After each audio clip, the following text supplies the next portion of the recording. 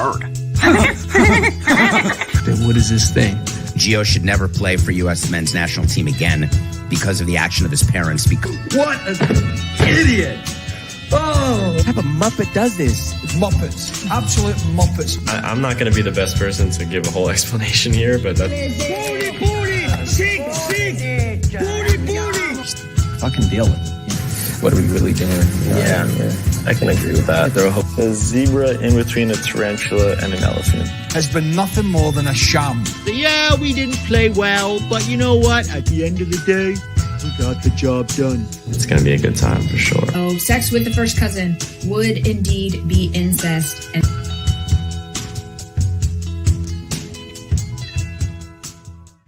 all right, welcome to the Straight Red Card. How much soccer can one endure in 1 week? How many shows can one do in 1 week? Well, this is our third, and we're not done. Well, at least I'm not. Well, I'm technically done, yes. I got another one tomorrow on Pete's. I was too, but I got a dance recital to attend. That's great. I hope it works out for Chuckster. Yeah. It's not my dance recital, guys. You're not in the ballerina? Yeah. You'd be very adept at ballerina. I'd be the big boulder in the background, a decoration or a tree, you know. Yeah, you could do that, and then you'd be on your little toes and you twinkle around on them like a little ballerina. It's ballet, right? Remember that band, Spandau Ballet? Anyhow, Winkley Gonzalez says, Brett, what is that in the background? Are you in a Resident Evil universe? Berhalter changed his tactics. Hell is officially frozen over. He did change his tactics. Yeah, we'll get into that. I mean, there are people on Extra like, how do you change his tactics? Well, I guess you didn't watch the game because that was different, man. That was different. In fact, I try and remember the last time I watched us play that mid to low block switch, like for a whole half like that. Yeah. I just don't remember it. I don't even think we played that low against England. I don't remember it.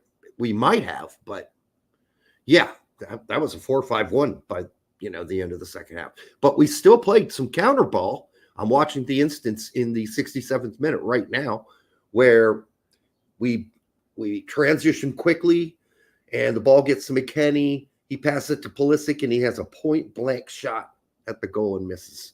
Hits Allison. So. Brendan Aronson's apparently it's gonna happen in just a few minutes for you. Oh yes, yeah. And then that as well. So it's not necessarily a lot of. There is some counterattacking, but what it mostly is just quicker transitions. Mm-hmm. Once we gain possession, then we've been doing against just about anybody. We typically, when we gain possession, we just say, oh, we got possession. Hey, let's kick it around the shoehorn for a long time. And that's what we do. And we do it from the midfield. And then, you got your center midfielders that come back and show for the ball. They're not really open, but you kick it to them anyhow. And they just kick it right back to the center back. That's kind of what we're used to. This game was different in so many different ways. And we will get to that. But we got to it last night already.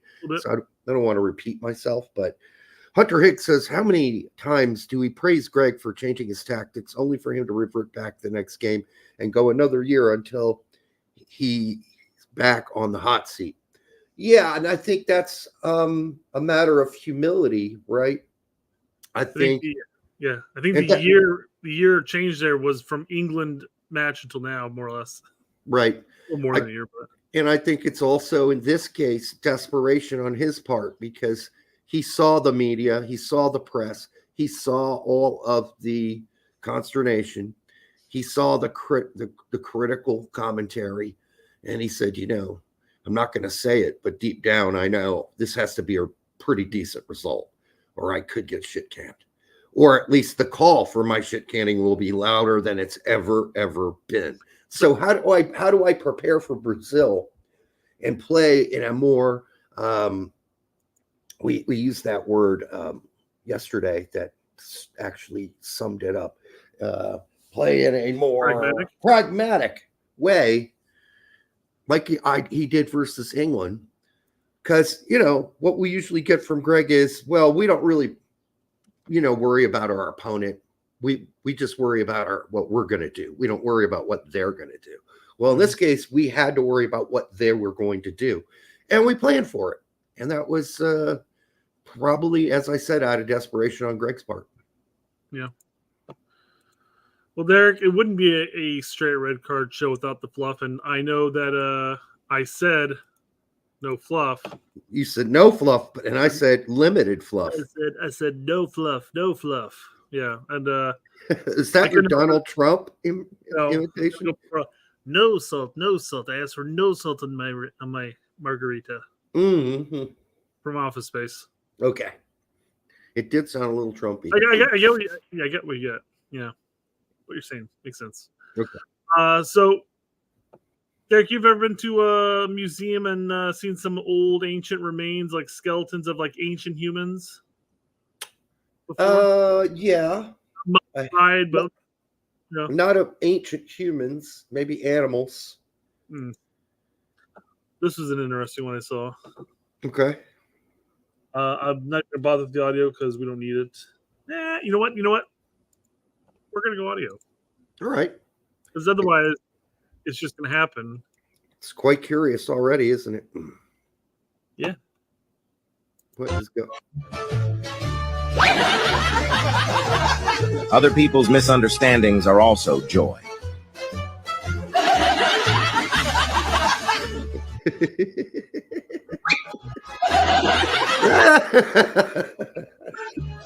Man, they are really frightened of this. Yeah. It's a little blurry and pixelated, but you can tell she likes it.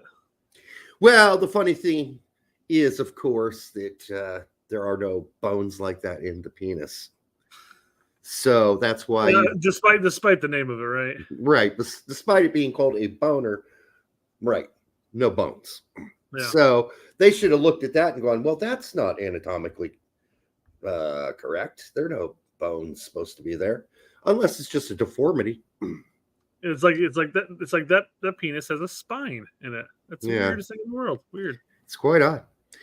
I like the fact that she's kind of embarrassed by it. All right, what else we got? I think she's thinking about other things. Yeah.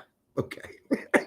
You're It's just like saying my boyfriend, right? You're just saying that because she's attractive. All right, what else we got? Sure, why not? Yeah, I didn't say about the first woman, of course. But she was actually scared. She's like, "Oh my god, they come in that size." Oh yeah. Okay. White woman gives birth to a black baby and accuses her husband of having sex with a black girl. What? Because whatever the black girl transmitted into her boyfriend or husband caused this black baby, apparently. Well, she's lying. You don't say. She's a liar. Where'd you find that article? It's on the Twitters. Okay. Wow. Well, if I'm him, I'm like, you're full of shit. Full of shit. Yeah. That would have been better off if she were to say, "Oh, you know what? 9 months ago, I was actually in a hot tub at a hotel. That's probably what it was." Oh yeah, sure. Yeah, sure. That's how it works too. I think he's got the right to say, "Hey, you've got some explaining to do." I think that's unless he's an idiot and he's like, "Oh, God, did that happen?" Well, that's like me, myself, and Irene. Yeah. He could be Jim Carrey's character in this case, and just could be. Believe it's not the postman. Saw that clip, the clip where one of his other fellow cops confronts him about it. It's like, I forgot his name on the show. I'm going to just call him Jim. But he goes, "Damn it, Jim, those kids have bigger dicks than I do." Okay. All right. Next. Let's try to zip through these, I think. Nope, 100%. I agree. Nope, good. I didn't have to share the audio for this one. Okay. So, a friend laughed.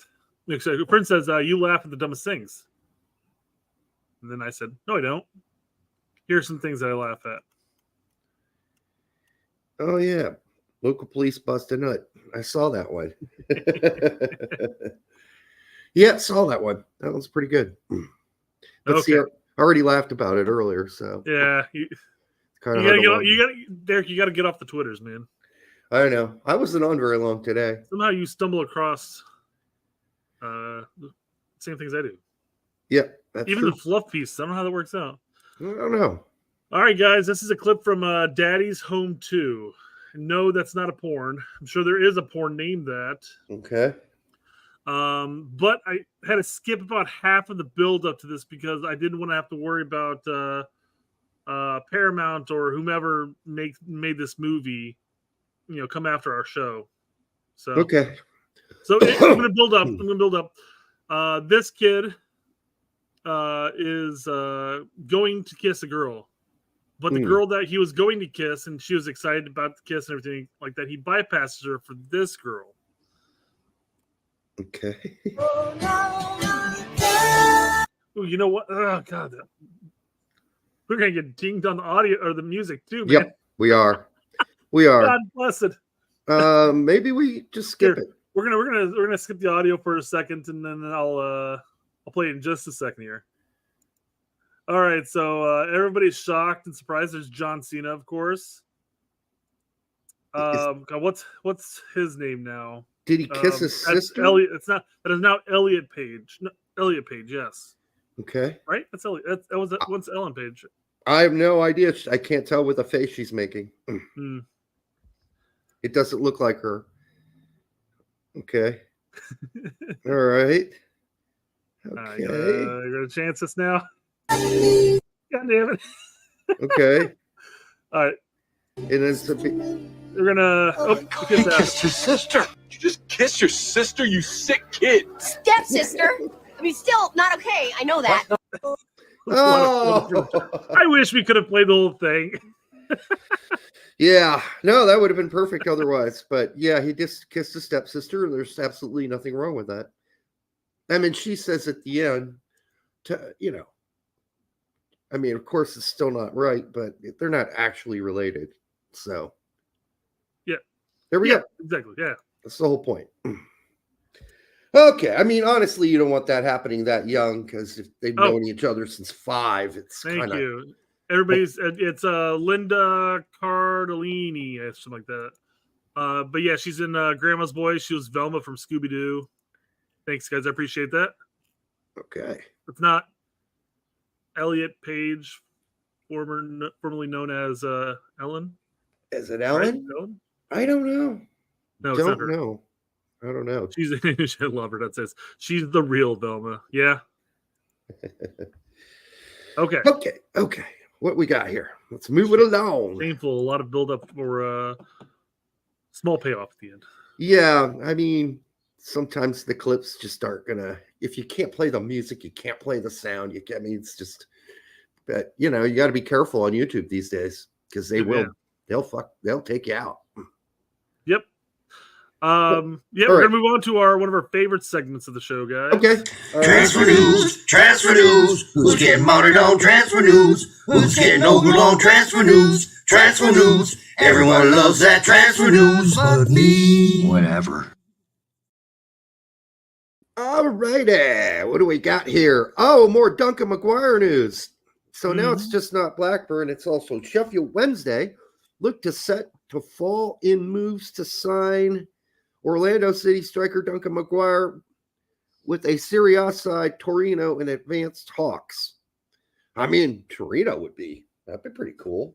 That put another American in Italy, and his game would probably suit better there. I don't know. I wish him well wherever he goes, but he's got a lot of scoring to do to turn any heads. Now, the U23 game was not a good one, the last one. I mean, he was coming way back deep to get the ball. So, we'll see about Burl tactics didn't work out well for the striker. You don't say, Derek. Yeah. Well, don't say. Not shocking. I think championship's more his level. I think he could hack Italy. I mean, he's not going to do much damage against the top teams in Italy, but you know what? There are lots of crummy teams in the Italian Serie A, like every team in the bottom 8, the bottom 7. So he'll get to play some okay-ish teams, But you're probably right. It's more likely that he'll end up in the championship. I think so. Mostly because I believe Italian teams have limited foreign players allowed. Yes, I know it's Torino, not Milan, seriously. But even then, it's just Torino, Brett. Exactly. Yeah, I mean they're mid-table. Torino, they're actually only 2 places off of UEFA. So that's Europa. My bad, not UEFA. That's why I find that one hard to believe. I really do. Yeah. All right. Moving on up to this. This isn't necessarily transfer news for us, but it will lead into some transfer news, possibly. It basically says that they're not going to sign Terzic, huh? Okay, wow. Yeah. Well, that's they've agreed to separate. They're going their separate ways. That was a weird way of wording it. I know how I said it, but it says he asked BVB to terminate his contract. Hey, fire me. That's weird. Don't you think that's weird? Fire me. Maybe he's got a gig already lined up, and he's like, you know what? I'm done with this shit. Maybe, but I don't know where he'd go. Obviously, Man United just re-signed their manager, and I'm not sure how highly thought of Terzic is. Maybe high enough. Get the Champions League final, so I'm sure you'll have some suitors. Oh yeah, he'll definitely have suitors. There's no doubt about that. Yeah. And there are teams without, managers or teams still looking to fire their current manager and hire someone new. So he might get some other chance. Just surprised. I thought he'd earn his way. Yeah. Here's what I think happened. He went into the board. The board's like, hey, Reyna's coming back from his loan. We're going to try to push to re-sign him, get him back on the team. Well, they already did. Well, they've extended his contract. Right.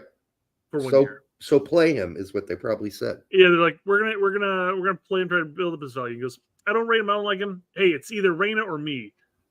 And this was like he asked to be removed. Sure.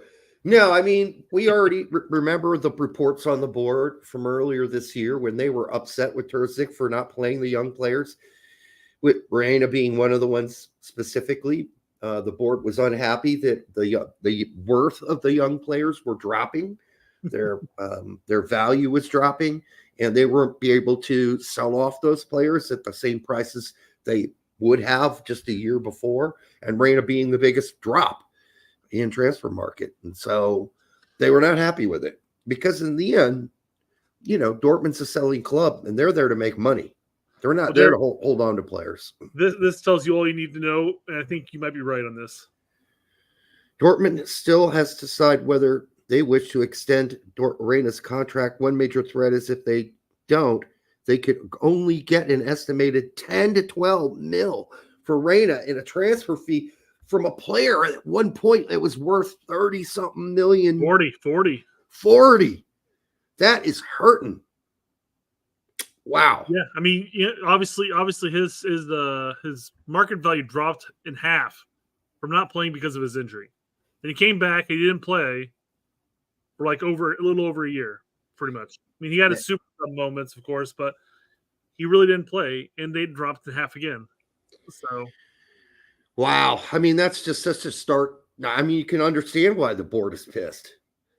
Yeah. So, they don't want to see their players' values drop like this. So, and then it says, somebody said, I heard, Terzic had a fallout with Hummels.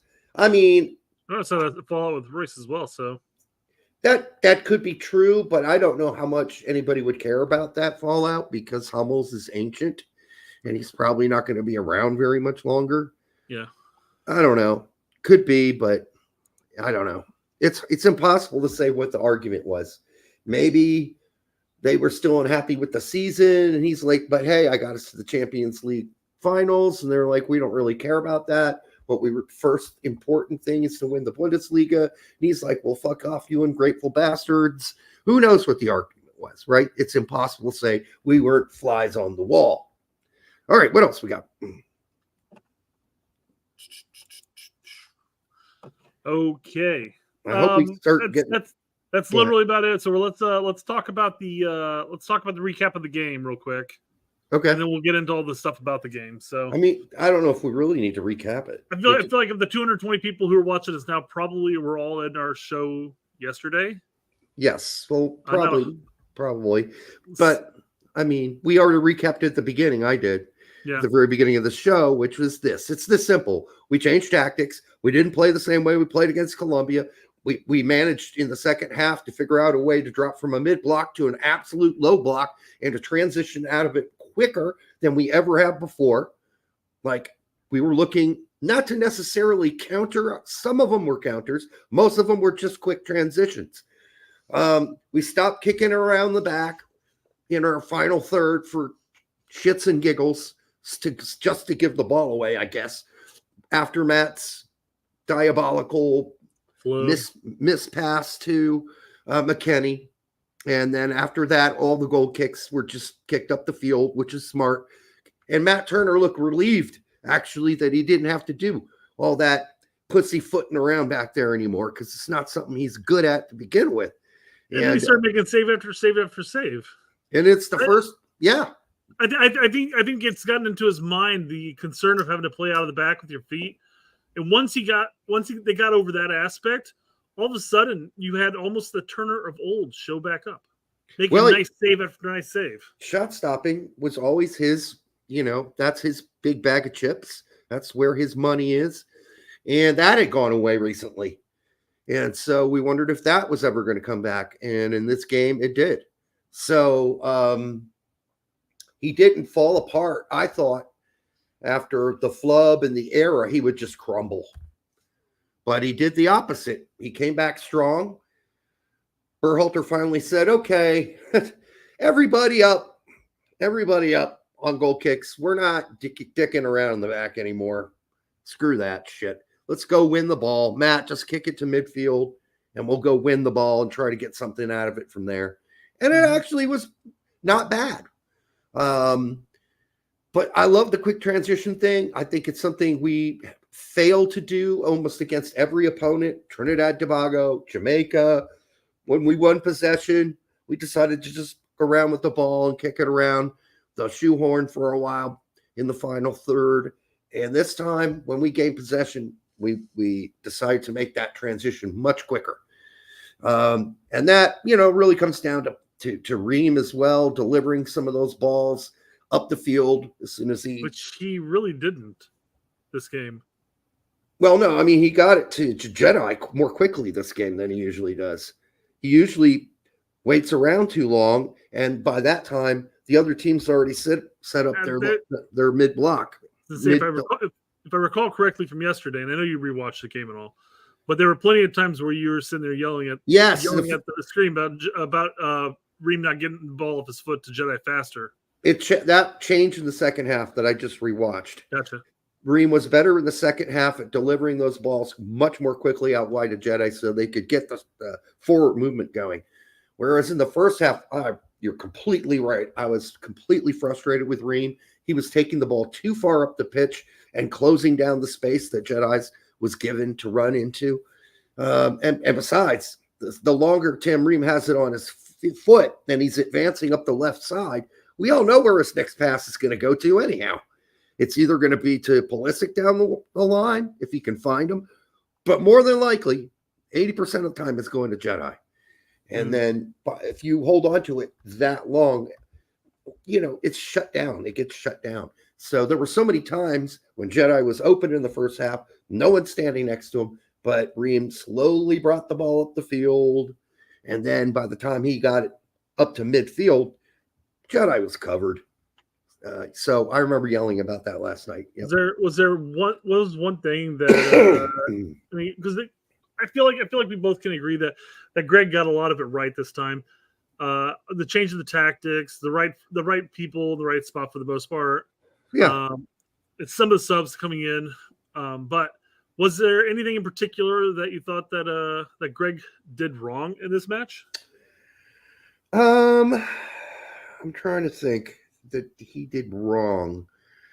I could go first if you want to think about it. Yeah, no, you go ahead.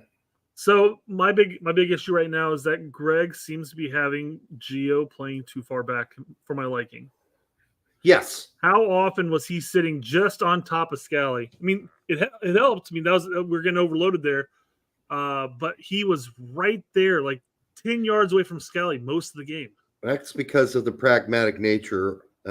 He didn't get to play a 10 because, we need to be able to drop back into that 4-5-1 and to play defense. So, but in the end, I think that hurt McKinney too. Though we talked about how McKinney was practically a ghost for most of the game. He did some defensive duties here and there, in connections, but for the most part, McKinney was a ghost too because he's playing in a role now where he's actually he was more advanced than Musa and Reyna, and actually even Musa was in a more advanced role than Reyna for a good chunk of the game.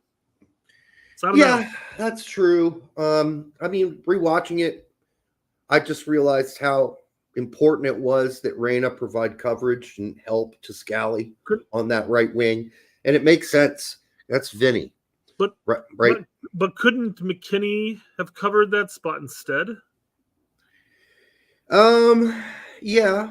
I mean, he literally plays right wing back for a chunk of his time at Juve until he got pushed into the midfield finally. I don't know. It just seems like the more obvious choice than having Reyna a little further up the pitch. I mean, there were a few times where Reyna saved our ass back there too. Sure, I'm not discrediting. Hey, I think Reyna's defensive game was on par for some top-notch quality defensive play for the player he is. Yeah. But I mean, I'm just saying, if we have to put either Reyna or McKinney in that role to add some more, assistance to the defense, I'd rather have McKinney back there. Listen, I'd rather have Gio up higher too, but I just think Greg wanted to keep this score as low as possible, so everybody had to go play defense. And I mean everybody, including Weah, who came back and saved the day several times. So this is also, I mentioned it last night that this was one of the rare examples where I didn't mind parking the bus.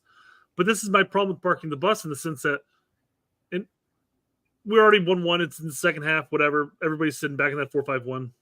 But we have no outlet going forward. It's usually just a hoof it up to, in this case, it was Balogun late in the game, hoping that he could make something out of nothing. Even Pulisic and Aronson were sitting back far.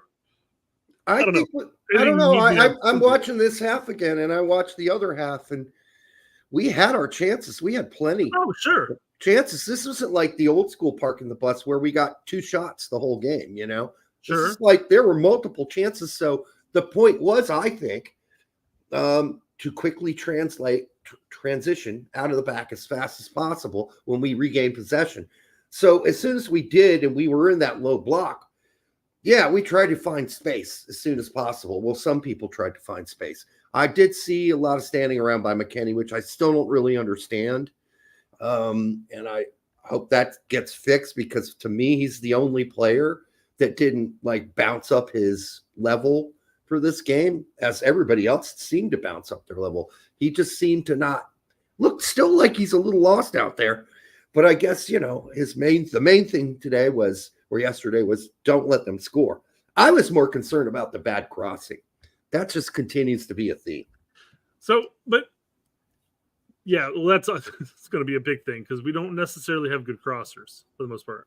Jedi got better for Fulham this year, but his crosses right now in the last 2 games have not been good. Well, we talk about the difference between him crossing for Fulham and when he gets the opportunities to cross for the United States. They're different. They're different styles of crossing. Because he has the open space he runs into, and he takes the touch to, and then he crosses it. Whereas with us, he's usually in a tighter spot, trying to get around a man, and then trying to cross it off the dribble. It's a bit of a difference. Yeah, I mean the crosses for us come more top box than lower box. Lower near the box, the bottom of the box so he's not taking it as deep when he crosses. So I've always said that I need, instead of trying to lob across the box, he needs to just drive a ball. Play like Weah does with the crosses. Drive a low ball and go for that. Well, he tried that a couple times this game, but no one was there. I'm thinking Scally's crossing was not that great. If there's one thing he could have done better was be crossing the ball. So we should just be happy that Scally got up into the attack a couple times. It's a small complaint, right? Because Scally did take the ball forward twice and do something going forward that we just haven't seen from Joe Scally before. And he did it against Brazil. So that's impressive. So I'm gonna say that McKinney's time with the U.S., when it started getting a little not suspect, but just like non-McKinney-esque, I guess, occurred in the Jamaica game in Nations League. Because then starting at that point, he got pushed back to right wing back, or right back, I guess, in the end. From that point on, all of his games were starting to get more sus. And not necessarily because of his gameplay, but some of it has to fall on him. Because then the next game was Mexico. Greg pulled Gio back further, and McKinney had more of the run moving forward. And that worked for that game. That worked for Rain in that game. Did not work for McKinney in that game. No, it did not. But then after that game, though, all of a sudden we're looking at the Colombia game, and again you have Reyna being pulled back far. Same thing with the Brazil game. I just think that's because Greg wants to get Reyna's foot on the ball somehow. I'm not disagreeing with you on that at all. I'm just saying when you're pushing McKinney into a different role that he may not necessarily have been used to playing for the U.S. for a while, for a chunk there. He's done it before. I don't just think he's standing around too much. There were several times in this game where I paused it. I'm like, all right, there's nobody moving. And, except for maybe a handful of guys. But one of the guys that needs to move is the midfielder. Why is McKinney standing around? I don't get that. I think most of McKinney's best games of recent have been playing in that double pivot along with Musa, because Adams has been injured for over a year. But playing in that double pivot, sitting back, having the freedom to ping those long balls, change of plays. I mean, if you play him where you're playing at Juventus, that probably would help him. But we just don't play that way. Well, thank God in some ways, because watching Juventus is torture. All right. So I guess that's a summary of the game. I mean, it's one of the better games we've ever played. Somebody said, is this the best game the U.S. has ever played? No. We've actually beat Brazil before in my lifetime. So, no, it's not the best game we ever played. It was a good game, just like it was a good game versus England. It was a good game plan and a good execution of the game plan. That's it. Yeah. Simple. Greg got it right because Greg knew his ball sack was on the line, and he just decided all of a sudden to become pragmatic. Colin Reese sent us this. Watch. We don't read that. Just watch this clip. Okay. O Gustavo Lopes, nossa rádio USA.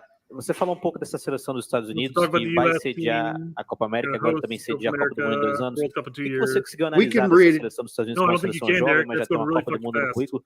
Você avalia que essa seleção dos Estados Unidos pode concorrer com o Brasil, com as outras seleções de maior porte no futebol? Olha, só nós pegarmos aí os jogadores que estavam em campo, que iniciaram a partida, todos eles jogando em clubes europeus. Acho que o momento dos Estados Unidos é completamente diferente de anos atrás. Aliás, tem ganho a maioria das disputas dos campeonatos que acontecem na América do Norte, na CONCACAF. Eu acho que isso daí é um fato que chama atenção, é importante. E nós temos que saber que o futebol mundial está mudando um pouquinho esse contexto. Nós temos equipes sul-americanas que estão em plena evolução e que, de repente, até alguns anos atrás, pouca importância era dada. Então, esse cuidado é fundamental. E nós temos que saber que para passarmos por essas equipes, nós teremos que estar ainda mais preparados. Por isso que eu falo que, para mim, foram muito importantes esses 2 amistosos anteriores a uma estreia, o que vai nos dar uma possibilidade um pouco maior de não termos aí uma surpresa desagradável, se Deus quiser, até... So basically, the gist of it all really is Greg was successful in his first cycle by changing the way that the world views American soccer, right? Yeah, exactly. No, I mean, he immediately starts out by saying, look at these players and look where they play. Yeah. They all play in Europe. Just as I've said for a gazillion times, yeah, Greg and the U.S. men's national team aren't changing shit. That change has already happened. The rest of the world already knows we've had players that play in some of the best leagues in the world. They're not stupid, especially these national team coaches, because they got to scout us. They got to figure out who they're playing against. So no, and you know, some of the guys on the Brazilian team already know. Some of the guys on our team. It's no secret. They've played against each other either in Serie A or, or, you know, in some cases, the Premier League. So they're going to know all our guys. To them, they're not going to overlook us anymore. No one's going to overlook us because that'd be a really stupid thing to do. Because, I mean, this is not 1992. This is not 1986. Like, this isn't a bunch of college kids. This is guys that have been pros and went straight to Europe at a young age, most of them, with some exceptions. So, yeah, this is good. I like hearing it. It makes my balls all warm. But in the end, we knew this anyhow, right? We knew this, and that was a good answer by him because that's the correct answer. Mm-hmm. But it has nothing to do with Greg. Talbot Ramos says, finally, after 6 years of complicated tactical explanations and buzzwords, this team played like every other American team of the past, with heart, grit, pride, and a goalkeeper who stood on his head. Fun. Thank you. Let's go, boys. Wow, that hurts. Didn't hold back on Berhalter there, did he? Wow. Yeah. Because, I mean, complicated tactical explanations and buzzwords. Yeah, and we've heard him criticize Greg on that before, on Pete's show. Tab's not holding back, man. I mean, listen, he quit U.S. Soccer because they basically told him he had to play Greg's system or else he couldn't be the coach anymore. And he's like, I don't play anybody's system. I play my system. So we quit. On top of the you got to move to Chicago thing. He's like, what kind of bullshit is that? I'm not moving to Chicago. There's no fields in Chicago to play on during the winter. Why would I move to Chicago? What are you kidding? Well, so multiple things, but he's explained it on multiple shows and multiple venues. But he's right about the complicated tactical explanations and all that. Soccer doesn't have to be this complicated. And we simplified it yesterday. It looked really simple. But that's what Hudson and BJ did. They took this complicated system, they simplified it. Greg came back and recomplicated it, and then we saw what happens when he unwinds. He's like a spring that's been too tightly wound together, and then yesterday's game, the pressure was released.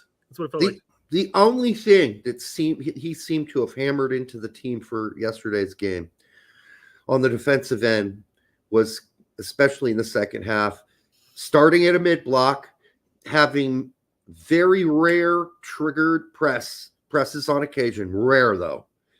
Only when it was absolutely possible, like when Brazil was trying to get out of its final third off a goal kick or something, right? Other than that, we played a mid-block, and when Brazil got it to little past midfield, we fell back into a low block in a very much a 4-5-1. Yeah. So, I mean, with that one, by the way, having a lot of defensive responsibilities and being so far back there, Pepe was standing on the top of the box, essentially. He was another defender. I mean, he wasn't as deep as the midfielders, but he was deep. He was deep. Yeah. Do you think one of the issues Greg might have and what might cause some issues from time to time is being an active coach during the game? Instead of, letting your players play, he's up and about, moving, constantly yelling at his players to do stuff. Yeah, I mean, the only thing he shouldn't do or ever do is tell them to pass it backwards.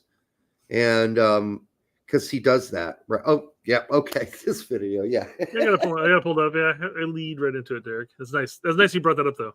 Yeah, no, and I hate when he does that. Look at this. Look at this. Look. Put it upfield. Look at Berhalter. He's telling them, play it back. Play it back. Oh, okay. We'll just diddle around in the back again. Could have had a counterattack. No. We'll diddle around in the back. I don't know about counterattack, but give it away. And look what happens. Goal.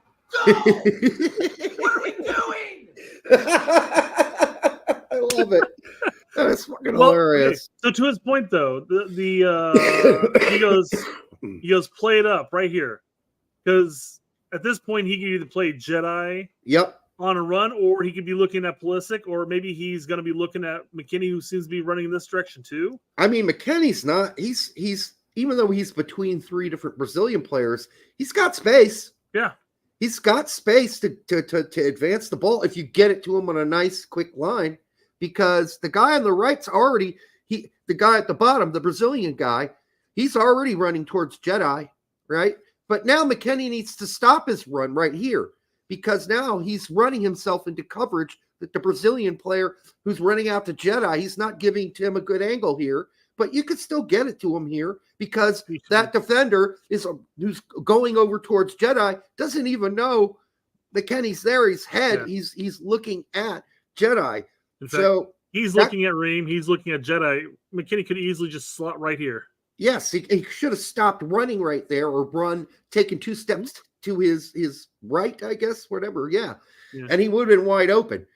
But, we do the normal thing. Tim will bring it up way too far. And by the time he gets the ball to Jedi, there's not going to be any other options. But even when Jedi gets it, there are options. You'll see this too in a second. I mean, go ahead, get it out wide. He could have played the Jedi, and Jedi could have played the Pulisic real quick. Well, that's the obvious thing. But then watch this. When he does finally get out, watch Pulisic. He's going to make a run down the line, starting right here. He busts off a run. He busts a nut right there. But right at the time when Burl says, nah, pass it back, play back. Right. Now, I don't know where the other fullback is or whatever, but I believe that is the fullback and that Pulisic is currently one-on-one with the fullback.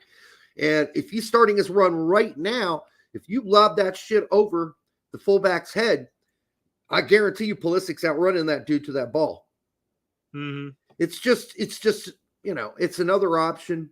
You could have done the ordering it back to, I mean, it isn't intrinsically bad to pass it back to Reem. Well, it is because look, they've got 3 players up here already. So he plays it back, and all of a sudden he's pressuring him. Okay. He can't play it over Richards because Richards is marked. Musa's jogging into the space. That would be perfect if he played it here and then played the Musa. Here's the one thing where I mentioned earlier about McKinney just standing around. If you rewind this back, he just starts walking. He walks. Starts walking. Well, he ran to Pulisic. You realize that, so then he stopped his run. But then, yes, he does sort of walk right to... He's telling them! Right there. Play it back! Yep, he's just walking here. That's not helping anybody. But playing it back there, I mean, it's not, as I said, intrinsically horrible because Tim could still switch fields right here with his vaunted left foot to, I believe that's Weah, all the way on the other field. This is Reyna right here. That's Reyna. Okay. So he could still. I'm guessing Weah's further this way. Right. So this isn't really the problem. The problem is I think he turns around and passes to Turner. Right? Yeah. Okay. Yeah. We'll just diddle around in the back again. And it takes way too long to get it to Turner. No. But okay, fine. Diddle around in the back, and then what's that give pass? It away, and look what happens. Yeah. Well, there you go. Go! That's mostly on Turner. We all know that. Sure, no, Turner and or Reem should have easily just lobbed that forward. Yeah. I mean, did somebody pour cement in that ball when Turner went to kick it? Because I mean, he wound up, kicked it, and it went like 20 yards. Yeah, it was a bad play. I mean, especially as you can see on that video, McKinney is stationary at that point. He's just standing around. So that was, and then if you go back and rewind to that, Reyna's still open over there on the other side. Mm-hmm. Reyna even came back. By the time they scored the goal, he was already back at the 18. Right. So you could have played that chip to Reyna instead, although that's not recommended either. Best thing, kick it out wide to Weah, lob it up to Pepe, lob it up to Pulisic, somewhere near the halfway line, but do not lob it at, the 40-yard spot. That's just a bad spot to put it. Also want to say for the 327 people out there, make sure you like, subscribe, share it with your grandma and your stepsister. That's also very important, whether you kiss her or not. All right. Thank you for everyone for showing up, because it's got to be like soccer overflow at this point for some people. Yeah. Alexi Lawless says, just as the Colombia friendly performance isn't a fair representation of Berhalter, yes, it is. Everything you do as a coach, that you're the coach of the team of, represents you. That's just the way it works. That's just bottom in line how it works. Every game you play, you are representing your country, yourself, and the players are representing themselves. So I don't even know what this means. What world? Well, it's a fair representation to criticize the players, though. The players come out on a friendly like they did against Colombia and they play poorly. I'm positive that Lawless was not happily, but he absolutely went out there and criticized the players. So but it's just a friendly. It's not a fair representation at that point, right? I mean, you want to get philosophical about this? This is ridiculous. Sure. It is a fair representation. If I don't know, let's say I'm from outer space and I come down to Earth and I meet a dog and I see the dog take a shit. Well, that's probably a fair representation of what dogs do. I'm not going to immediately assume that was a fluke, that the dog took a shit and it was a fluke. I'm going to say that's probably feces coming out of his ass, and that's probably how they get rid of their waste. But it requires the dog to spin around 3 times before doing it, though. No, that's when they go to sleep. That's when they're trying to get comfy. And then it says neither is the Brazil-friendly a performance. Yes, they're both representative of and fair, too. Absolutely. Who's fair? Who's crying about fair now? Come on, man. How many times am I going to have to say this? Come on, Alexi. What are you doing, man? But for those who crushed Berhalter following Colombia, he deserved to be crushed. I hope you give equal praise now. Well, we just did. Yeah. everybody who was critical of Berhalter and the players in the Colombia game were positive in the Brazil game. And that's the most telling thing right there. Because you can sit there and say, well, you guys were critical against Berhalter. Well, yes, because it wasn't a great game for him. But he was good against Brazil. Yes, that's why we're giving him praise. Everybody who had already picked up the shit snowball and were ready to throw it at the fan, that includes even Max Bretos, Jimmy Conrad, Pete and Tact, and us. We all said, this Tony Miola, this Davies, everybody said that last game was wretched, unacceptable, and that Berhalter's job could be on the line. That's what everybody said. And then all of the same people said nice things after this game. I don't know who you're listening. I mean, if this is all you're listening to is people on X, Alexi, yeah. But I don't think that sums everybody up. I think when Greg has a good game, we say, yeah, it was a pretty good game. It's a pretty good game. Wasn't perfect, but not bad. Jim Shipley says, nope, Brazil didn't take this serious. This is such bullshit. Brazil doesn't show up and not take things seriously. And by the way, if you've been watching Brazil and any of their last number of games internationally, they haven't kind of found their way yet. They haven't found a way to connect that ball from the back to the midfield to the front to the guys that are, absolute killers in the front for Brazil. They played their best lineup. They came with their best team. This was their A squad. Yeah. And I didn't see anybody lollygagging on Brazil. I saw them running. Now, all the players were tired at the end. It was hot. It was humid. So everybody was a little bit dragging ass at the end of the game. And I heard in the locker room, Greg described the guys as like completely wasted, exhausted, like almost dead tired after that game because they gave it all. And I think Brazil did too. Well, you could tell because once Pulisic scored the game tying goal, what happened to Pulisic every time he touched the ball? He got right from behind every single time. Got hacked. Yep. Absolutely. Nonstop. Now you're not going to constantly hack a player because he's doing well if you don't take the game seriously. Who cares if he burns you at that point? So we talked about this before the show. There's definitely a difference in how they played in these friendlies compared to, say, playing in Copa or playing in the World Cup. There's going to be a different mentality hit when they're playing in a serious match, World Cup qualifying, all that stuff. Yeah. But that doesn't mean they're coming into this game lollygagging, because losing to the U.S. before Copa would be awful. It's a bad sign for them, sure. But to say they didn't take it serious, that's bullshit. I mean, you have pride as a player, even in a friendly. You're going to come out, especially right before the tournament. Yeah, you don't want to lose. Especially don't want to lose to the U.S. That's kind of embarrassing in the news going back home to Rio, right? Rio de Janeiro. So remember the free kick that Brazil was awarded just outside the box by Richards, and then they called it back on VAR. Yes. Did all the Brazilians just sort of laugh it off and run back? It doesn't matter. Who cares? They all huddled around the referee for like 5 minutes. Yeah, they were pissed. Why would they care? I mean, if they didn't care, why would they care if the VAR called it back? I mean, that looked like a whole lot of caring and taking it serious to me. Yeah, so, exactly. Yeah, I mean, again, not going to be a diehard, group stage game of World Cup, and every play matters. But yeah, absolutely, they wanted to win. Everybody does. It's kind of funny how I could disagree with both of these guys who are disagreeing with one another. Imagine that. It's like, no, you're both wrong. Like, your response is wrong too. That's not how you answer that question. Mm-hmm. But all right, well, whatever. Good to read. Lexi, you've not been getting it right lately. We were agreeing so much, and now not so much anymore. But this was fucking hilarious, dude.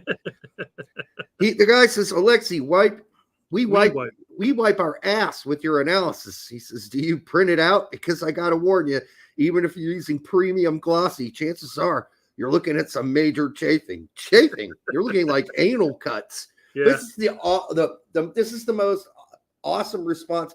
In the same way that, it's like you eat pieces of shit for breakfast. This is a perfect sort of in that, that realm of responses.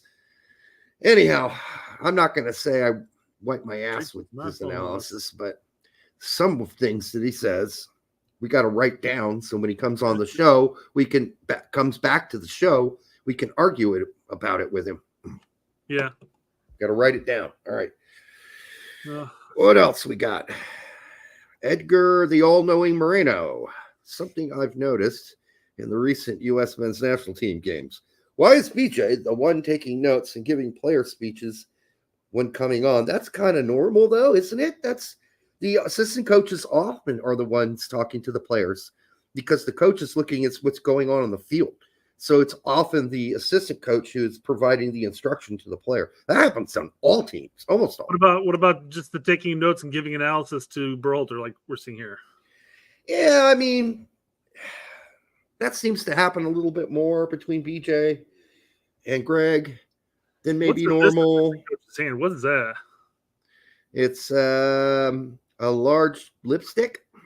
You went PC on that one. It's my penis.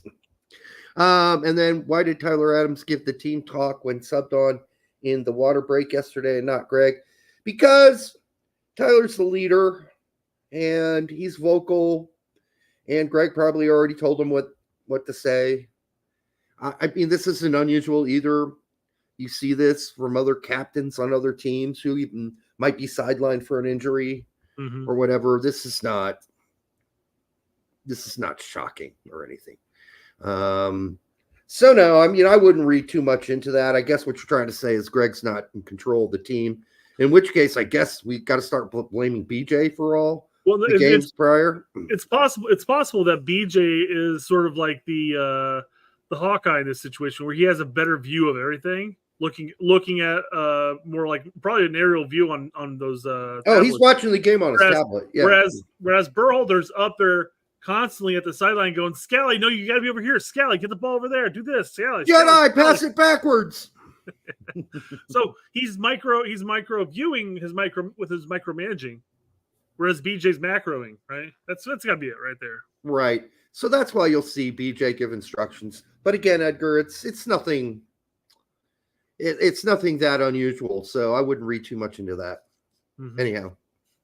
Okay, I think somebody else probably said that too. Next thread is the official Joe Scally apology form. Do we have to fill? I don't think we have to fill this out, do we? No. I didn't forget how some of you slander my boy. Time to apologize. Let's see. Joe Scally apology form to Joe from and then date. You got to make sure you date it, though. Okay. Reasons for behavior. The media convinced me he was done. That wasn't us. Nope, I didn't watch the actual games. Nope, we watched plenty. we watched plenty. And we watched a shit ton of Mönchengladbach this season too. That's the plenty I'm referring to, because we don't have a large sample size to gauge the international game, because he rarely played when Dest is healthy. So right. I only looked at advanced analytics. You know what? I've got advanced analytics coming up at another thread here in a second to prove that he was awful against Brazil. Yeah, I don't ever look at advanced analytics at all. I watched the game. Yeah. Let's see. The other one is I don't know football. Why the change in the size of font there all of a sudden? Great question. I don't know. Yeah, very weird. And then it's misaligned compared to the other ones. I was jealous of Joe Scally. Mercury was in retrograde. Maybe we could have gone with that. I mean, I don't know what that actually means, but that's what the fuck is it called when you do like the planet shit? Oh, I don't know. Like astrology? Astrology, I guess. Yeah, we'll go with that. Oh, okay. It must be astrology, yeah. Yeah, okay. Yeah, nah.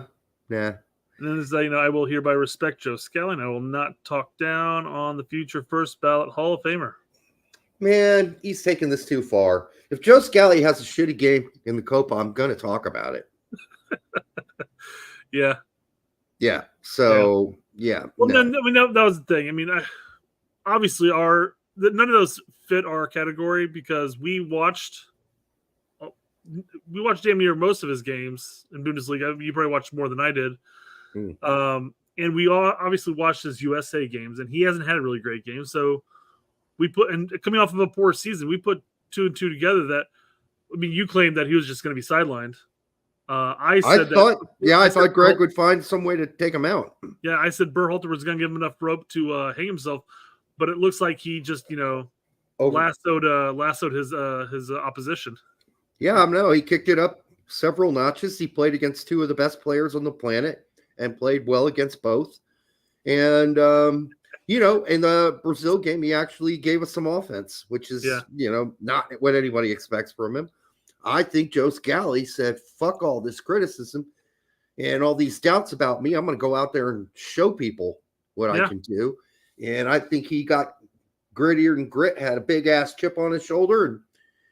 And he didn't provide much offense, but it was more than we expected from him. So give him props. But you know what this does for us now, because Dest has rarely been a full 90-minute player.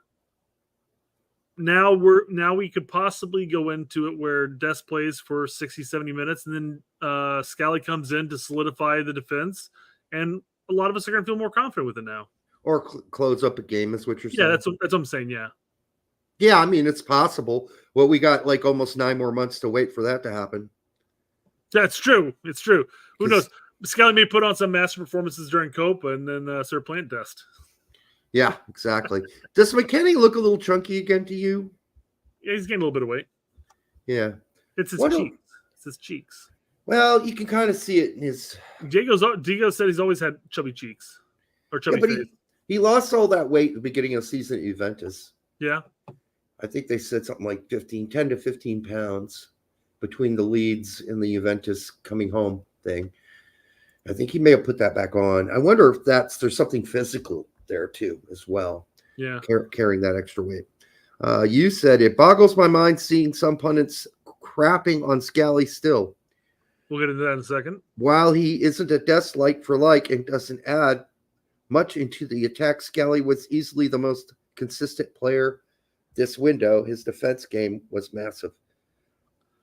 Yeah. Yep. Did they say anything wrong? No. Well, this guy thinks so. Lost more than half of his ground duels. Massive flames. So in that game he had 3 for 7 ground duels. Okay, well, that's going to happen when you're playing against guys that are way more skilled than you, like Vinny. Yeah. So I said he certainly aided in keeping the right side. It auto fucked up there. Keeping the right side quiet for both games. He may have been burnt a few times, but he recovered and completed 100% of his tackles. Yes, his defensive game was massive, especially considering the lack of confidence everyone had in him. Yep, including Greg. So he had 3 recoveries and 3 tackles in that game, like 100% tackles. So, yeah. And then on top of that, you have your fucking eyes, and you can watch the game, and you can see that he never really was a liability. Well, maybe that guy didn't watch the game. Maybe he just looks at stats because he's a stat nerd. Yeah. Stat nerds. That does not work in soccer. Sorry, you can only take that so far. You got to watch the game. You know who doesn't appear to be a nerd, at least, is this person. Oh, God, Lizzie. Poor Lizzie. I mean, she did it to herself. Yeah. Covers Mexican and American soccer for ESPN. Yeah, I don't know where she went, or she made a comment about the crowd today on Twitter, and everybody was like, did you watch the game or were you watching the crowd? Yeah. You know, because her article is so atrocious, Brett. It's so bad. It's so wrong. It's Well, that's the thing. I wanted to highlight, because I want to see, you know, if I can find some form of narrative, because I know some people have been saying that she's kind of she kind of shills towards the Mexican side of the game. You know, kind of panders more towards that side. Maybe. Well, it must be hard to do, but you could almost say the same for Seb and Herc sometimes on their show. They spend a shitload of time covering Mexican soccer, but when it comes down to it, I think they're fairly fair. Yeah. I don't know what reason she would have to, you know, be this off, because this makes you look stupid to be this off. It doesn't make you look biased. It makes you look stupid. I wanted to pull up an actual tweet, though. Laverdad pointed this out. I wanted to point out this tweet, because even though she has a ridiculous article in the ratings, she does hit some homers here. Okay. So, at some point, we must consider the impact of Nations League tournament has on these teams. Before the competitions these sides use the FIFA windows for friendlies with other regions to learn and experiment. Correct. We all got, she's absolutely right. We got boned hardcore by FIFA in this nation. And so, garbage. You know, it was like a major shocker, I'm sure, for both Canada, Mexico, and USA to actual play against some serious competition. Mm-hmm. And I mean, Canada get to play some serious opposition when they play us in Mexico, and Mexico generally gets to play some serious opposition when they play Canada. But that's not as serious as playing Italy, Germany, England, France. You know, Mexico's been getting some serious competition when they play us, because they've got to play. You know, they got to elevate their game in order to compete with us. Right, and so does Canada. But we haven't had to really elevate our game much to beat Mexico or Canada. So, you know, I'm sure and we bitched about this on the show, Nations League, which is a FIFA created tourney. Yeah, it's just killed off the windows now. You can't blame that on Greg, because Greg had nothing to do with that. That's why we never play anybody worth a dick in our friendly windows. I mean, occasional Germany, down and out Ghana, an exhausted looking Morocco, but yeah, she's right there. But then she gets this all wrong. So Derek, she does a player ratings 0 to 10, 10 being best, 5 average. Guessing 0 is garbage. God, I'm kind of surprised she didn't mark anybody at 0, given the ratings she did give. But starting off with Matt Turner. Matt Turner got a 6. So he's just a little above average. I mean, he's responsible for causing the opportunity for the goal. But then he made 11 saves following that. So you knock him a point for that. But even then, you just give him a 7. Yeah, I mean, I think a 7 is a more reasonable scoreline, because he had a good game outside of that, and then a couple of playing out the backs early on. Well, that's what I'm saying. That's maybe what she did. She had him at a 7. Oh, 7. You knock him. I get you now. Okay, fair enough. Maybe, but I would have had him at like an 8. Yeah, I mean, even docking him, I still would have had him at least a 7. I mean, he still made 11 saves. Some of those were really good. Kind of 7.5, sort of somewhere in that neighborhood. That's what Zorro says. Zlurrill. All right. Love it. Unreadable names. He made a couple important saves in the match, but simple errors continued to haunt him. Poor distribution once again led to the goal. We don't really need to read her commentary because I think we should on some people. All right. The glaringly obvious ones. How about that? Let's read this one. Oh! Joe Scally a 3. It'll be difficult to convince supporters that he's capable. I was all over X. The supporters seem pretty happy with Joe Scally. Nobody's bashing Scally at this point. Well, except for that dick underneath you. Oh, that's fair. But who knows who he supports? That he's capable of filling the Serginho Dest void with another faulty performance? At what point was he faulty for any of the real goal opportunities? I don't recall a single one. There might have been, but I don't remember one. I mean, all right. I mean, maybe the faulty performances is the Jamaica game or something like that. She just mailed this in, dude. I don't know.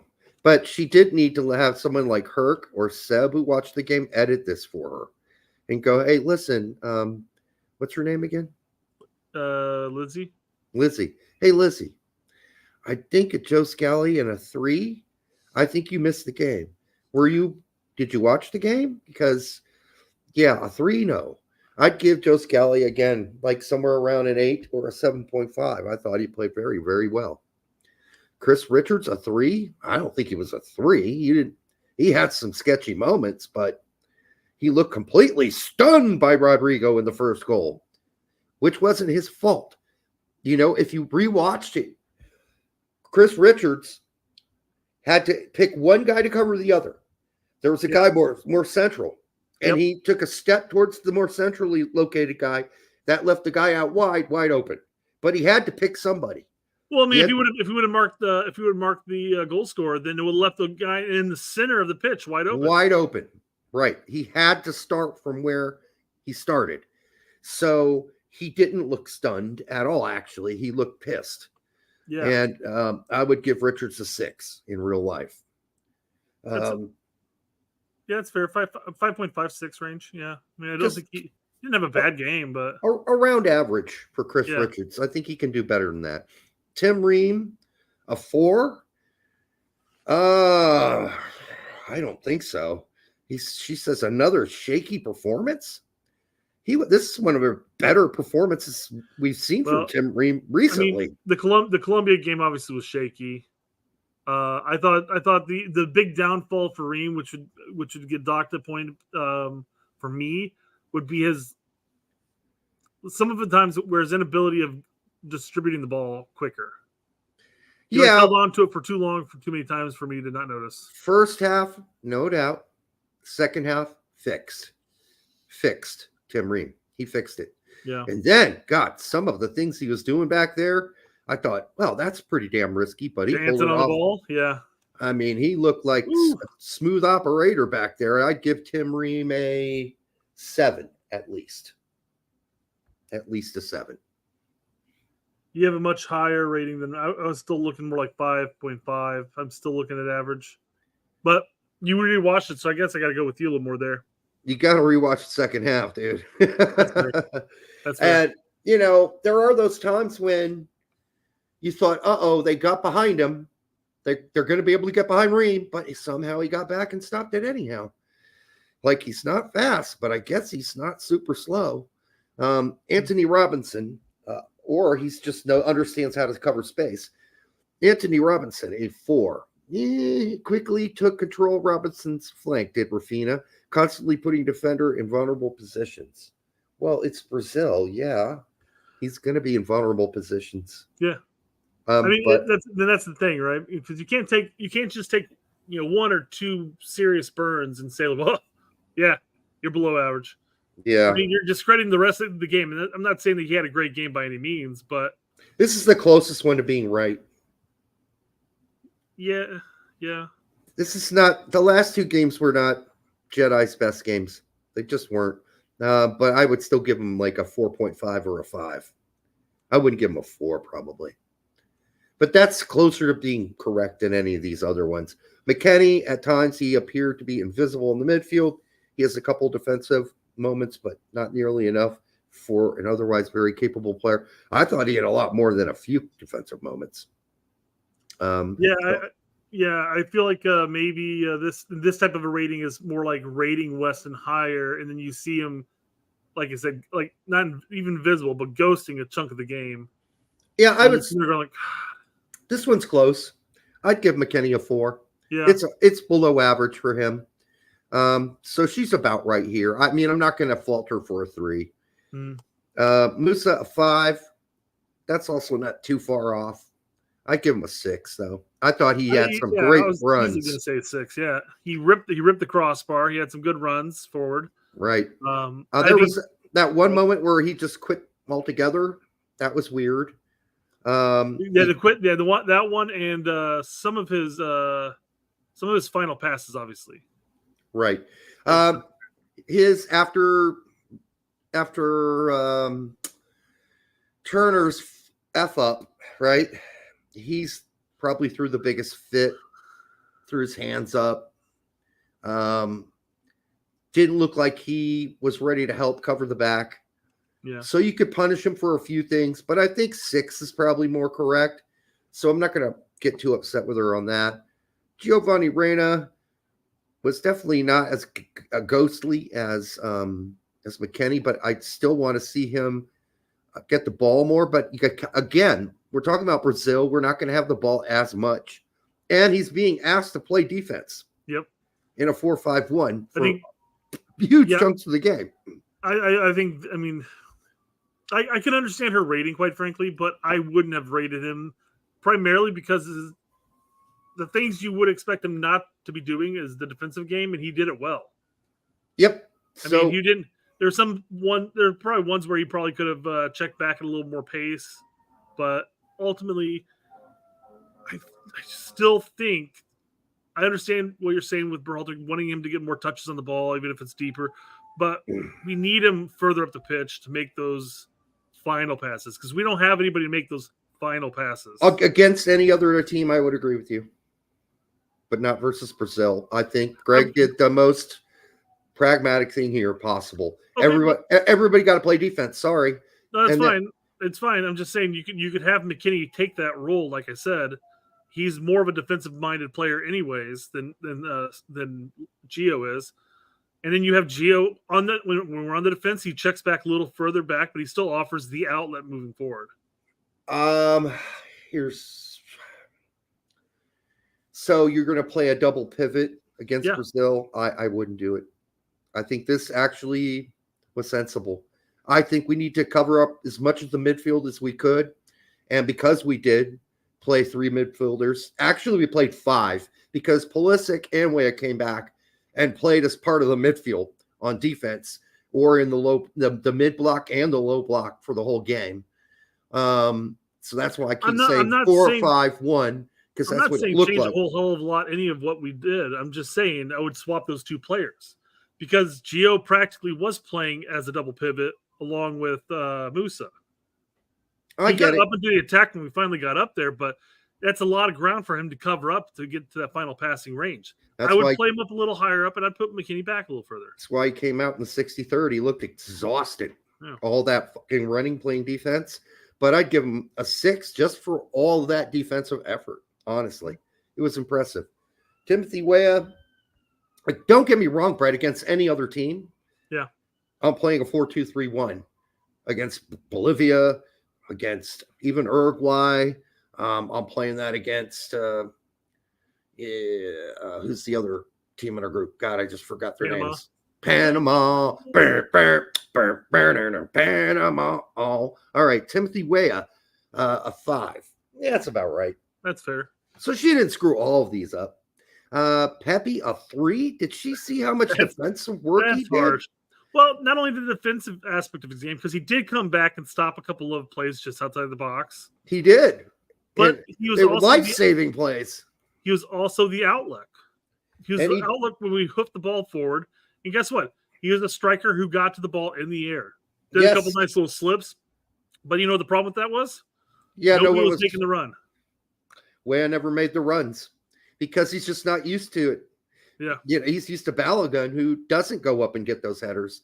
Also, he played with his back, pretty well with his back to goal. His back to goal at midfield. I think a 3 is seriously harsh. I would just incredibly harsh, I think. I'd give Pepe like a 5.5, just a little better than average, because he did so much fucking running, man. And he came back and he kind of helped out, clog up that midfield again, especially second half, lower block. Yeah, I mean, he ran a lot, and he made some. Jack on this one. I'm giving Pepe a 6. I'm fine with that. I said what, 5.5? So 6. Yeah, that's fine. Don't really Pulisic. That's right. Pulisic with the 6. Gunnar Stahl says 4-5-1 or 5-4-1. It was a 4-5-1. Like if you go pause the video when we were in the super low block, it was a 4-5-1. Now, did Weah come back and help Scally if they got past Weah? Yeah, he did in the corner. And then it might look like, more like 5 in the back than 4. But it was a 4-5-1 for long stretches of the game in the second half. Not long stretches, chunks is a better way. Because the more I rewatch the game, Brazil just had such a hard time figuring out a way through that low block. They'd lose possession. Mm-hmm. And then we tried the quick counter. And because we were smart about the quick transition balls, we were able to get back out into attack pretty quickly. And then Pulisic a 6. What? Yeah, I mean, that's a little harsh, I think. Wow, I'm glad she wasn't one of my teachers in college. Jesus Christ. This close-range free kick was a stunner, and the AC Milan man continuously found a way to be a point of discomfort for the Brazilians. I'm giving him at least an 8. But that's the thing. I mean, she gives him a 6. Maybe that's the thing. Maybe she, has such a harsh rating scale. Like you're saying, maybe she wasn't a teacher in college. Because everything she says right there for Pulisic was kind of a positive. Credit where credit's due. Close range kick was a stunner, and he continued to find a way to be a point of discomfort for Brazilians. She doesn't mention he failed to get back on the defense. He wasn't really. He ghosted here and there. He got dispossessed a lot. It was all relatively positive. Yeah, I mean, I'd hate to be her girlfriend, her boyfriend. Excuse me, or her girlfriend. Her girlfriend. Yeah, I think she's looking at it going like a 9 is a ridiculous score, 10 is impossible, 8 is a great game if you get a hat trick. I think that's how she's looking at this. I can only imagine here she and her boyfriend, and they're having hot sex, and he's got the biggest woody he's ever had. Well, and he's like, look at this 7-incher. And she's like, it's really a 5. I would probably think more along the lines of it's hot sex for him because he's like, oh, yeah, this is great. And then she's doing a Sudoku in the corner. Or something like that. But she looks like somebody who looks at something that's big and better and says, no, it's still small. That's still small. But this is 7 inches of, Mississippi. What is it in the movie? Black meat. She's like, no boku. It's not boku at all. That's very small. That's like 3 inches. He's like, dude, let me go. I'm going to go get a ruler. All right. I'm getting a ruler because you can't see. It's very obvious the Pulisic had a good game, but she can't see it. That's fine. Hard grader. Levered out for $1.99. Mississippi Black Snake. That's what it is, Fumer. Full Metal Jacket. Great movie.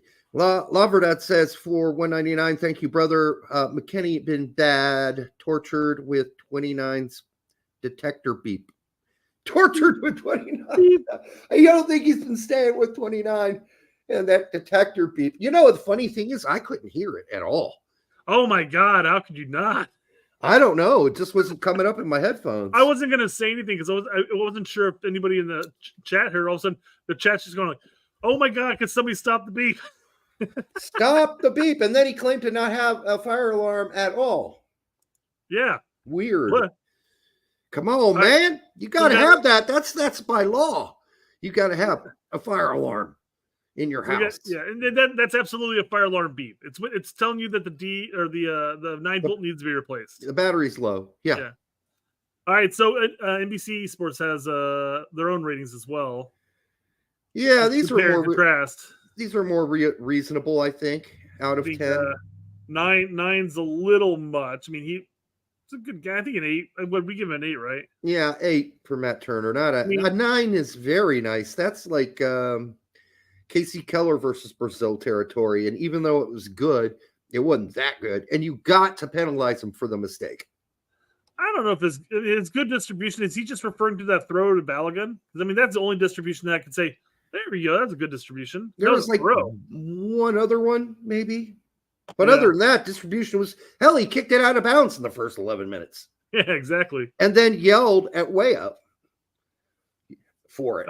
He also yelled at or was it Ream that yelled? No, it was I think Turner yelled at Scally for one.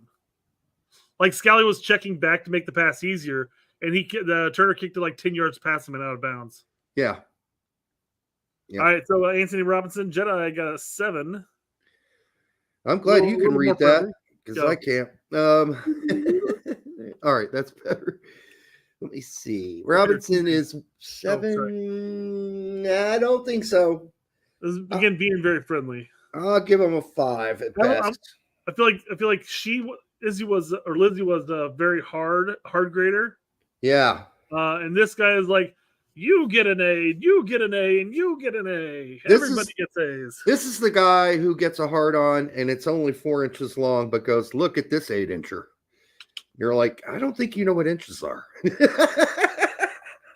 You mean centimeters. All right, Tim Ream, a 7 seems about right.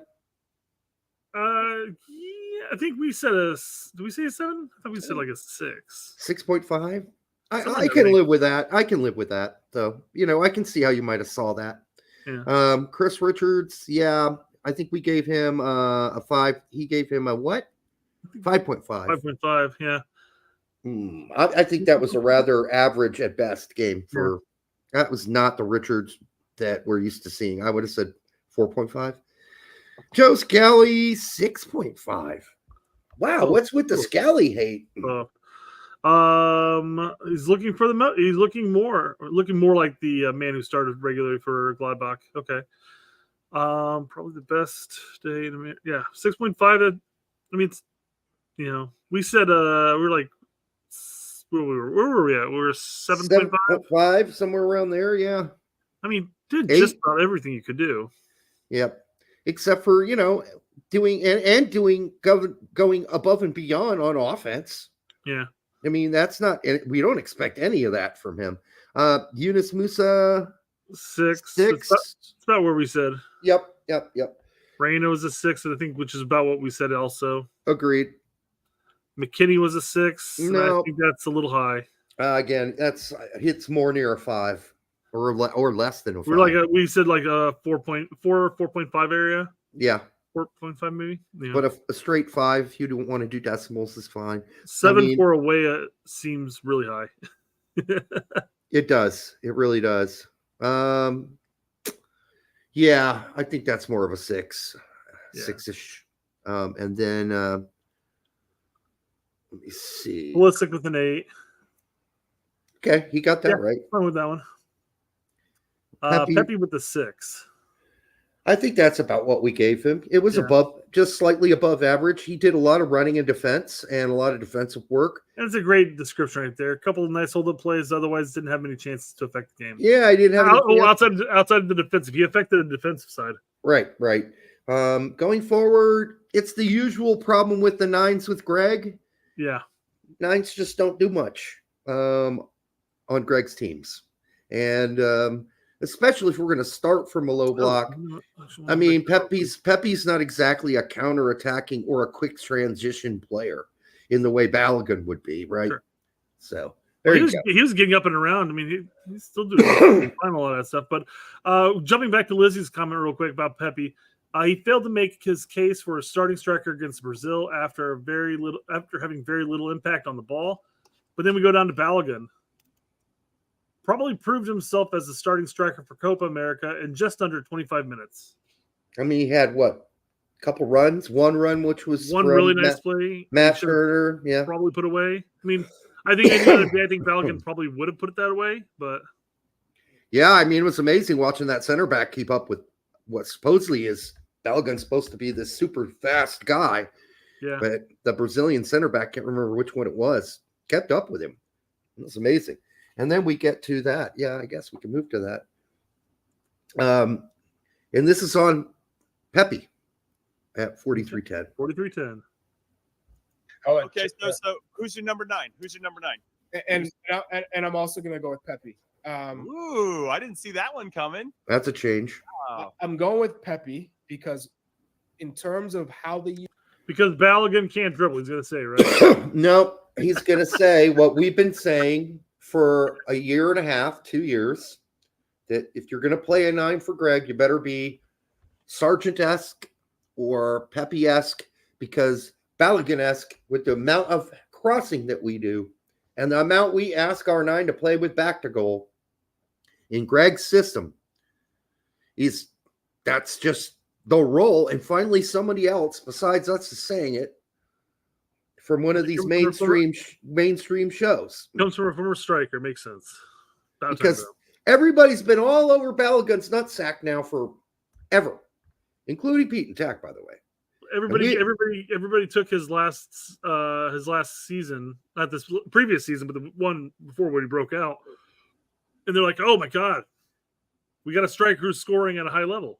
I could totally understand that. Yeah, and Balogun's going to do great against Netherlands, Antilles, Haiti, Dominican Republic, but when we play teams that aren't going to allow us to ticky-tack it right through the middle and do through balls to Balogun on the run, because they're not stupid. But it's mostly Greg's system more than anything else. I was just about to say, Balogun's going to do great when we get a new coach and a new system. I mean, yes. Probably won't vary. The system itself probably won't vary, because I feel like USSF is really driving that home with Berhalter.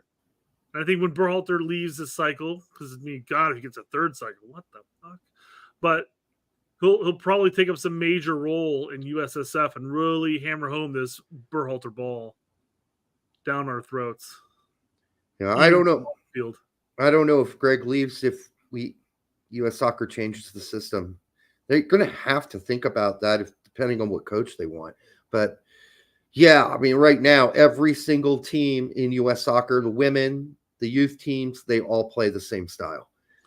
So Berhalter ball may have been instrumental in bringing this to fruition, but it definitely feels very much like an overall system USSF is trying to implement. Yeah, it's something Ernie brought with him as well. So it's not just Greg, but it's something that Greg agreed with. And that's why you're going to see players like Duncan McGuire at some point in that game versus Japan say, fuck this shit. I'm going to go play in the midfield so I can at least touch the ball. Yeah. I'm sick of this shit. Even though Duncan McGuire is more of a target striker than even Balogun is. Like, Balogun is not the kind of guy who's going to sit in the box and head in goals for you from crosses. It's just not happening. And that's what Greg's system primarily promotes, crossing. So it'll benefit more with a second striker to play off of. But that's never happening either. This is the Josie Altidore argument all over again. Because you look at Josie and you're like, he's got the build for a target striker, but he never played as a target striker his entire career until much, much, much later. Well, that Sunderland tried to play him as that didn't work out. He always played off of somebody. I mean, well, again, was at New York. He had JPA, and JPA, even though he was a smaller frame, played a much better target role than Josie did. He ran off him the entire time. In the end, it really doesn't matter as long as Berhalter's coached. We're never playing a second striker unless we're down by a goal and there's 10 minutes left. Yep, exactly. So you kind of saw that with Jamaica, right? Right. They threw the kitchen sink at it at the end there. Jair Vasquez says it's not on Ballo. Most of our 9s are shit when they play that position for Greg. Yes, absolutely. And that's a subjective term right there too, because if you really look at somebody like Sargent or Pepe in that sense, we might look at that and go like, oh, what a shit performance, because they didn't have any opportunities on goal. They didn't shoot once. But they're doing exactly what Greg wants the 9 to do. So I don't think. Oh we definitely think they look like shit, but to Greg, that might be ideal. This was instructed. They're doing what they're being told to do. Mm-hmm. So, U.S. play, I think that benefits his game with this group more so than it does with Balogun. I think. And do you think that Balogun against some tired defenders, when the space is opened up, maybe he's more effective? Yeah, exactly. To go. Exactly. Possible. Yeah, I agree. Was that basically the gist of what we're watching here? Yeah, that's it. That's not. There was nothing else they said here that in that show that be brought up, that needs to be reiterated. So what else we got? That's all I got. No shit. Yeah. I told everybody on Twitter today that it's going to be an hour-long show because that's what I said I was going to be able to give. But I had all the extra fluff, and we talked about little stuff a little more than normal. Not normal. It's actually just as normal, but right. Yeah. I made the worst mistake of checking out Barbara Streisand on X. Boy, she is the most establishment hack ever. I mean, we all know that about her anyhow, but it's like all she does is take like talking points for mainstream media and repost it. She's horrible. I mean, I should have known that anyhow. Too bad. She was a great singer. I loved her acting, but man, just re-quoting things that aren't true. And, don't be a hack out there. That's all I ask. Make sure you research your news. Yeah. That's all I ask. All right. I think that's going to do it for tonight. Hang in there. We'll be back on Monday. Have a great weekend. Take a deep breath. We start this all over again in about 10 days as far as the tournament itself. And I'll be on Pete's show tomorrow, which I don't know when that's going to come out. It's probably sometime in the weekend, I'm guessing. But thank you all for coming out and watching the show for the, third day in a row? It seems like. This is crazy time. It feels like it, yeah. It feels like it. 3 out of 4 days. And make sure you share it with your stepsister and your aunt. I think my voice is about to go from doing 3 out of 4 days of this. But peace out, guys. We love you. Have a good night.